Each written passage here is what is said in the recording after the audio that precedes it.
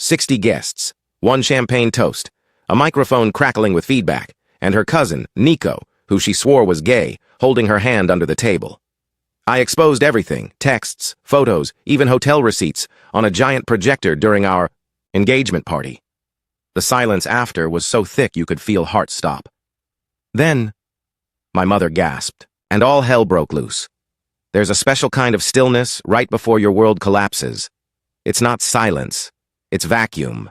Like the universe knows you're about to get destroyed, and it just politely shuts up to let the tragedy hit harder. I came home early from a 4-day conference in Denver. I'd even skipped the last panel to surprise my fiancée, Clara, with sushi from her favorite place and a bottle of Japanese whiskey we both loved. 3 years together, house hunting, wedding planning, all of it. My car was barely in park when I noticed something off. The porch lights were off. Her car was in the driveway. No music, no barking from our terrier, and the living room completely dark. I thought maybe she had a migraine or fell asleep early. Then I saw it, one shoe near.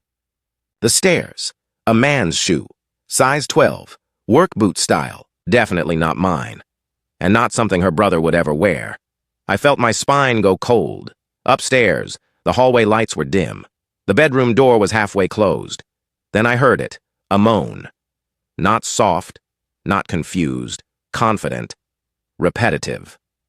My hand gripped the doorknob. I pushed. They didn't hear me come in. Clara was on top. Her hair wild, her voice breathy, and under her, back arched, eyes half closed, was Nico, her cousin, the one who always insisted on calling me brother-in-law and once drunkenly cried during karaoke singing a Lady Gaga song. I couldn't speak. I couldn't breathe. Then she saw me. And you know what she did? She laughed. Oops. Nico pulled the blanket up, not out of shame, out of sheer smugness. Then Clara said it. So, you're back early. Well, this is awkward. I didn't yell, didn't cry, didn't swing. I simply placed the sushi bag on the dresser, set the whiskey bottle gently beside it, looked at them both, and whispered, "Cool." Then I turned and walked out. I didn't sleep that night. I sat in my truck, parked at the edge of the local lake, letting mosquitoes eat me alive while I stared at the water like it could explain anything. I checked her texts. None. Calls? 0. Not even a lame excuse. But you know what I did have? Memories. Pictures of us picking wedding flowers. Her saying, "I can't wait to be Mrs. Corvin." Her mother crying when I gave her the ring. Nico crying too. That manipulative piece of... I didn't want to cry, but I did. Just once. Then the crying stopped, and something darker moved in. I opened my laptop. That's when the plan was born. Clara didn't just cheat. She built her entire lifestyle on my back. Her bank cards, all linked to my account. Her car lease, under my name. Even her phone bill came out of my checking every month. As for Nico, he was my damn tax write-off. I'd helped him launch a podcast studio. Even gave him access to Adobe and my pro-level editing gear. They played me like a joke. So I turned the table and sharpened every leg. Over the next 48 hours, I said nothing. Absolute ghost. But I was working. First, I locked her out of the accounts, changed the password on the joint savings, froze the cards, blocked her number. Then I sent a silent legal notice to Nico revoking all business access. No explanation, just a clean, documented kill. Her missed calls started on day 2. His came the next morning. I didn't answer. Instead, I created something better. A slideshow. Every message she'd sent me the night she told me she was babysitting her aunt. Meanwhile, she was with Nico. Hotel receipts proved it, screenshots, voicemails, even a boomerang video of them at a dive bar the night I had food poisoning, and she swore she was too tired to come over. The folder was called Fiancée Files. Volunteer 1, who needs enemies when you have family? Then I added one final gem. Our engagement party was already planned, booked, paid for. Dozens of family members, Clara's old friends from college, her 93-year-old grandma flying in from Kansas. I didn't cancel. Instead, I upgraded the event. I moved the party from the backyard to the event hall downtown, booked a projector, added a mic stand, and set the slideshow to autoplay at exactly 7:45 p.m., right after the "Let's Toast the Couple" speech she insisted on making. I even texted her, "Can't wait to see you tonight. Got something special planned." She responded with a heart emoji. Perfect. She walked in wearing white, not a wedding dress, but close enough to be symbolic. Nico followed close behind in a navy button-down, smiling like a snake with a secret. Everyone clapped. Toasts began. She looked radiant, deceptive. By 7:40, I was at the mic. She thought I was going to give a sentimental speech. I did not. I simply said, "Thank you all for coming. Tonight, we celebrate truth. And what better truth than love?" So here's a little behind-the-scenes look at the love story no one asked for. Then I hit play. Gasps, screams, wine glasses shattered. One old woman fainted. Clara's hand flew to her mouth. Nico turned gray. My slideshow played on, slide by merciless slide. Their love letters, hotel receipts, voicemails, GPS pings, every filthy truth, time-stamped and projected 20 feet tall. The last photo? Her in bed, eyes closed, lips swollen, wearing the ring I gave her. I stood perfectly still. I let the crowd absorb it. Clara collapsed into a chair. Not from shame, from exposure. Nico tried to yank the projector cord out of the wall. He tripped, fell face first into the buffet table. No one helped. A murmur spread like a virus. Then someone shouted, "You cheated on him! With your cousin!" I corrected them. Step-cousin. Zero blood, just lies. Gasps again. A few phones were already out, recording. Someone from her side of the family sobbed loudly and left. Her grandma just stared at her like she'd never seen her before. She hadn't. None of them had. I dropped the mic, walked straight to the bar. The bartender didn't even ask. He just poured. Clara ran over, grabbing my arm. You did this? How dare you? In front of my family? I turned slowly. You made a fool of me in secret. I just gave you the same gift. In public. Nico limped over. You could have just talked to us, man. This is psychotic. I laughed. You mean like faking being gay for 4 years to get close to your cousin's fiancée? Like that kind of psychotic? He opened his mouth, then closed it. She tried again. I can explain. I leaned close. You already did. In those voice notes. Your own voice. Your own words. I didn't twist a thing. Then I walked away. The next morning, Clara's entire social media presence had exploded. Not in a good way. Screenshots from the slideshow went viral. Someone uploaded a screen recording of the engagement party reveal. It hit 500,000 views by lunchtime. Hashtags like "True Cousin Cheater" and "Do Engagement from Hell" started trending locally. She deleted everything. Her boss at the nonprofit she worked for? He called me, said, "This is beyond what we can allow." She was put on indefinite leave. Board ethics violation. Public image damage. Nico lost his 3 brand partnerships. Apparently cheating with your not actually gay step-cousin doesn't look great when you're marketing yourself as a progressive lifestyle influencer. They both tried to reach out. First, she texted, "You made your point. Can we please talk like adults?" Then, hours later, "My mom saw everything. She's not speaking to me. I need to explain." Nico called 12 times. Left 3 voicemails. One of them, "Bro, we weren't even serious. I didn't think it would matter. She said you were boring, that you'd never find out." That voicemail uploaded. No commentary, just the raw file. It got 20K plays on a subreddit before I even finished my coffee. Then came the cherry on top. I sent both of them certified legal notices. To Clara, I was terminating our cohabitation lease.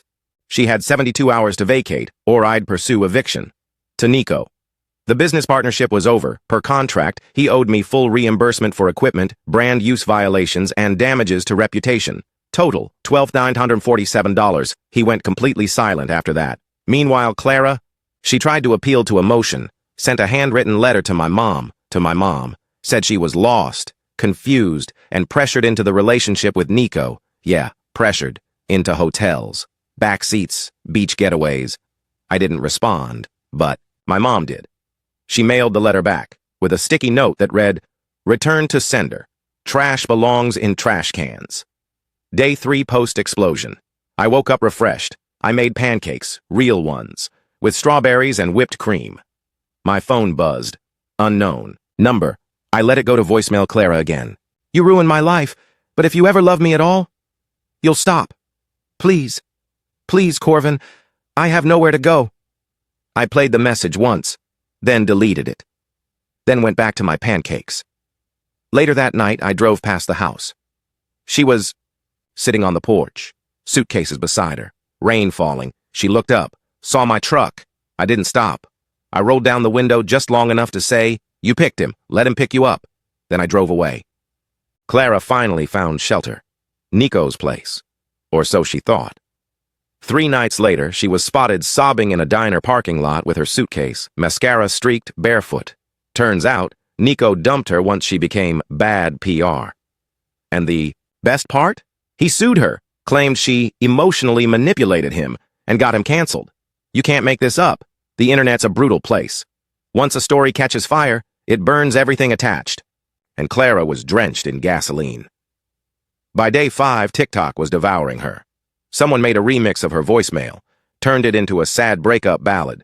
Another guy printed her face on a t-shirt with Cousin Crimes in neon font. People wore it at bars. It trended on Threads.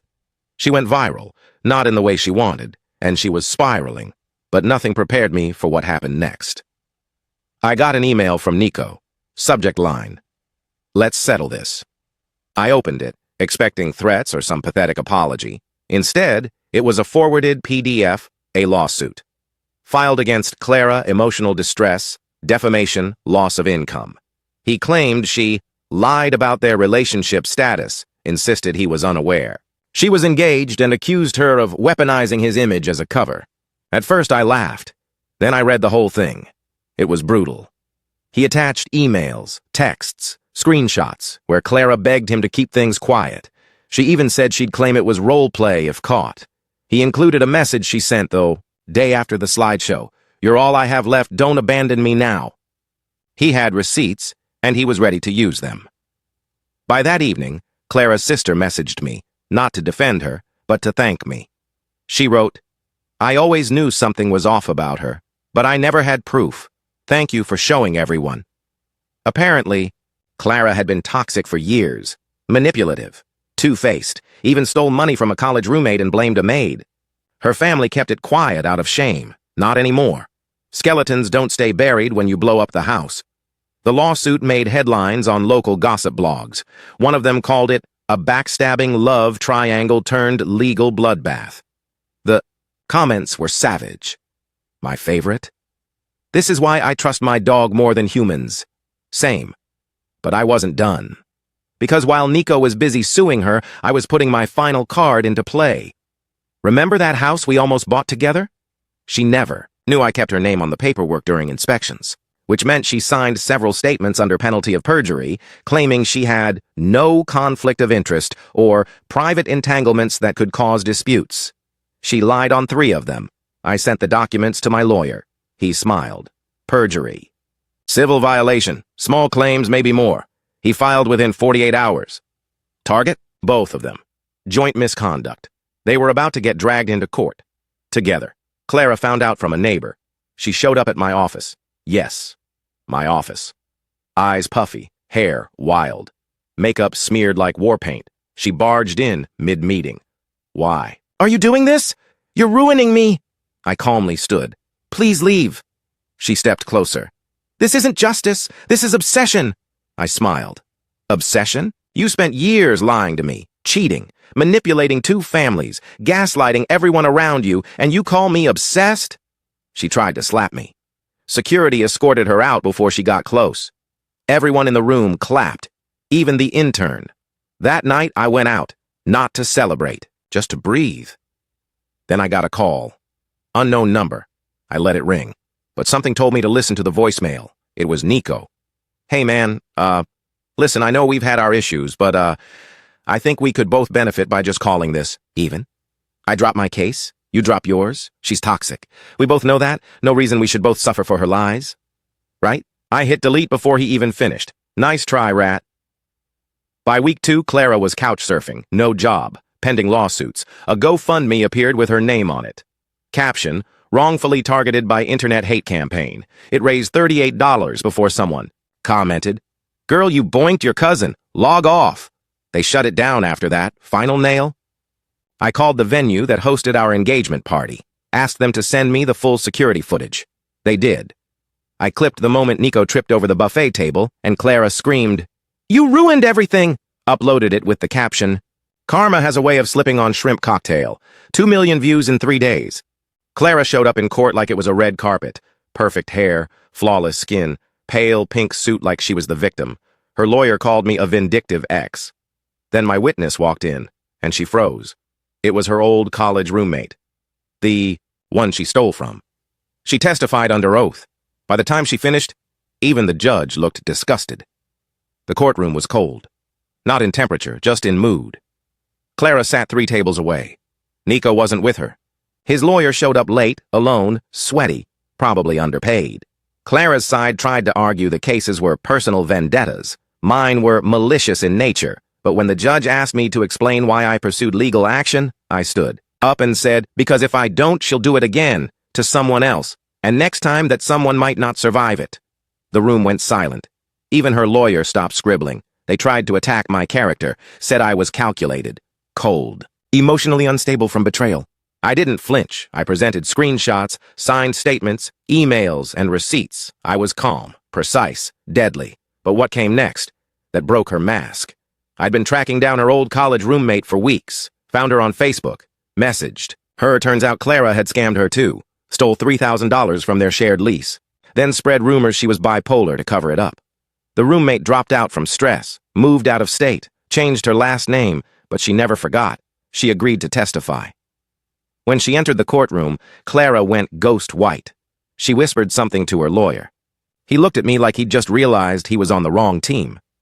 The judge asked the witness to speak. She told the entire story, voice steady, tears forming near the end. Then she looked at Clara and said, "You've ruined enough people.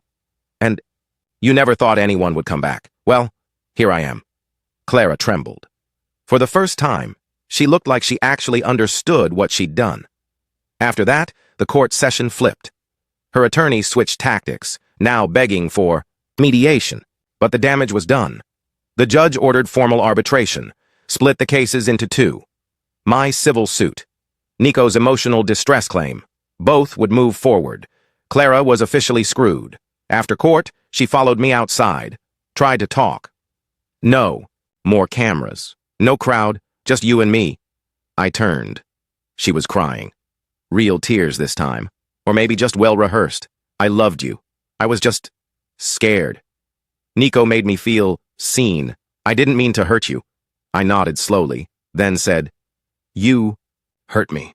You betrayed your family. You dragged strangers into your lies. You didn't just make a mistake. You made a career out of it." She sniffled. "Can't we at least talk? You were my home." I stepped back.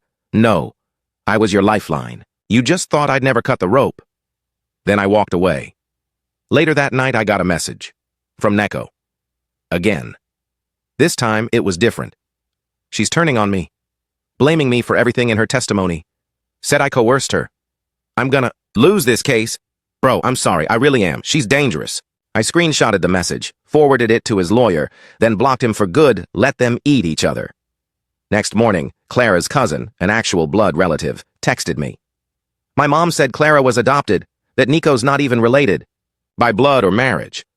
It was a cover story they used since high school, so no one would suspect them. It's all fake. All that cousin drama, just camouflage. Dirty, calculated, manipulative camouflage."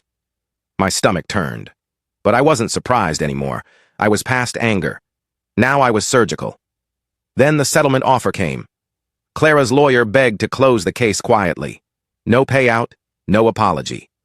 Just a walk-away clean deal. I declined. Told my lawyer to push for the max, because this wasn't just about me anymore. It was for the people she stomped on, gaslit, used. It was about truth, about accountability, and about letting everyone like her know if you treat love like a game, you'd better prepare to lose. The judge ruled. The courtroom held its breath. Clara smiled, just for a second, thinking she'd dodged the worst. Then she read the details. Fines, restitution, a public retraction, and the cherry on top, a court-mandated apology, in writing, which I was allowed to share anywhere I pleased. Her scream echoed so loud it startled the stenographer. The courtroom was packed. Even some of Clara's old co-workers had shown up, not in support, out of morbid curiosity, like spectators waiting for a car crash. The judge read slowly. No criminal charges, just civil rulings, but brutal ones. Nico was ordered to pay damages for misuse of funds, breach of contract, and defamation. Clara's perjury and falsified financial statements cost her $7,500 in penalties, plus all legal fees. Then came the kicker. The court found her intentionally misleading, recklessly dishonest, and emotionally exploitative. As part of her penalty, she had to issue a written, signed apology. To me, minimum 400 words. Must include an admission of her deceit, her infidelity, her manipulation of multiple parties, and acknowledgement of the financial harm she caused. It had to be submitted to the court, and once approved, I could do whatever I wanted with it. I watched her mouth fall open as the judge finished reading. For a second, she didn't move. Then she muttered, "This is insane. This isn't fair." Her lawyer leaned in, whispering, probably something like, "Shut up before he increases it." But she lost it. "This is character assassination." The judge raised a brow. "No, Miss Witt, it's called accountability." Boom, court dismissed. Outside, cameras waited. Not news outlets, just people, phones, streamers, podcast hosts, hoping for a reaction. I walked out quietly. Clara followed, surrounded by whispers. Someone yelled, "Still dating your cousin?" She turned, screamed, "He's not my cousin!" The crowd exploded. Laughter, booing. Someone threw a Starbucks cup. It missed. Barely. She stormed off, mascara running, hair undone, heels wobbling like her dignity. 2 days later, her apology landed in my inbox. It was clearly written under duress, but it hit every legal requirement. She called herself manipulative, reckless, entitled, and deeply ashamed. She admitted to cheating multiple times, falsifying documents, gaslighting loved ones, financial exploitation, lying about Nico's sexuality to avoid suspicion. She closed with, "I hope someday the people I hurt will heal. I don't expect forgiveness, but I will spend my life trying to earn it." I printed 2 copies, framed one in my hallway, posted the other to the subreddit that started it all. Caption: "She wanted to be famous. I just helped." Then came the fallout. Her landlord ended her lease, claimed she brought chaos and instability to the property. She lost access to a shared family trust account. Her name was wiped from the records. Her college removed her as a donor ambassador. An old student loan previously deferred was reactivated due to reported fraud on the initial application. She was drowning. And Nico? He vanished. Rumor was, he changed cities. Got a new job under a fake name. But screenshots follow you, especially when you lied to thousands of followers for years. His podcast was scrubbed off Spotify within a week.